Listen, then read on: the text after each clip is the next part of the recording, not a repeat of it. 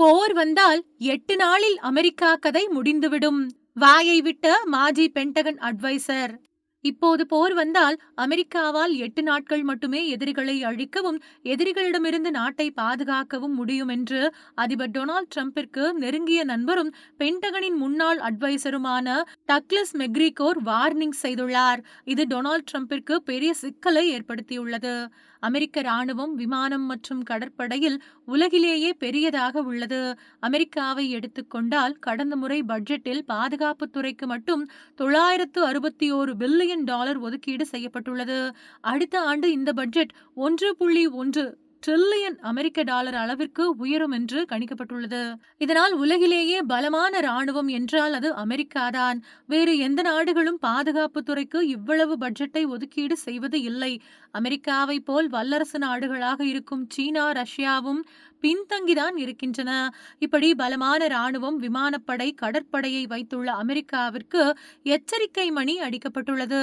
இப்போது போர் வந்தால் அமெரிக்காவால் வெறும் 8 நாட்கள் மட்டுமே சமாளிக்க முடியும். 8 நாட்களுக்கு பிறகு அணு ஆயுதத்தை தான் பயன்படுத்த வேண்டிய நிலை வரும் என்று வார்னிங் செய்யப்பட்டுள்ளது.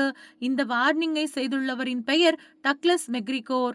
இவர் யார் என்றால் அமெரிக்க ராணுவத்தில் கர்னலாக பணிபுரிந்து ஓய்வு பெற்றவர். அது மட்டுமின்றி டொனால்ட் ட்ரம்ப் முதல் முறையாக அதிபரான போது பென்டகனின் சீனியர் அட்வைசராக பணியாற்றினார். அதாவது அமெரிக்காவின் பாதுகாப்புத்துறை அமைச்சரின் சீனியர் அட்வைசராக பணியாற்றிய அனுபவம் கொண்டவர். ட்ரம்ப் தான் டக்ளஸ் மெக்ரிகோருக்கு இந்த பொறுப்பை வழங்கியிருந்தார். இந்த நிலையில்தான் டக்ளஸ் மெக்ரிகோர் தனது எக்ஸ் பக்கத்தில் பரபரப்பான பதிவு ஒன்றை செய்துள்ளார். அதில் அமெரிக்கா வெளிநாடுகளுக்கு ஆயுதங்களை அனுப்புவதை நிறுத்த வேண்டும். ஏனென்றால் நம்மிடம் தாக்குதல் நடத்துவதற்கும் தற்காப்புக்குமான ஏவுகணைகள் சுமார் 8 நாட்களுக்கு மட்டுமே உள்ளதாக நம்பகமான வட்டாரம் மூலம் தகவல் கிடைத்துள்ளது. இதனை இன்னும் சிம்பிளாக சொல்ல வேண்டும் என்றால் நாம் 8 நாட்கள் மட்டுமே போரை நடத்தலாம். அதன் பிறகு அணு ஆயுதங்களைத்தான் கையில் எடுக்க வேண்டியிருக்கும் என்று கூறியுள்ளார்.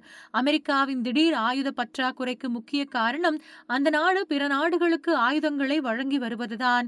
குறிப்பாக போர் தொடுத்துள்ள ரஷ்யாவை சமாளிக்க உக்ரைனுக்கு கடந்த 2022ஆம் ஆண்டு முதல் இந்த ஆண்டு தொடக்கம் வரை அமெரிக்கா ஆயுதங்களை வழங்கியது. இதில் ஏவுகணைகளும் அடங்கும்.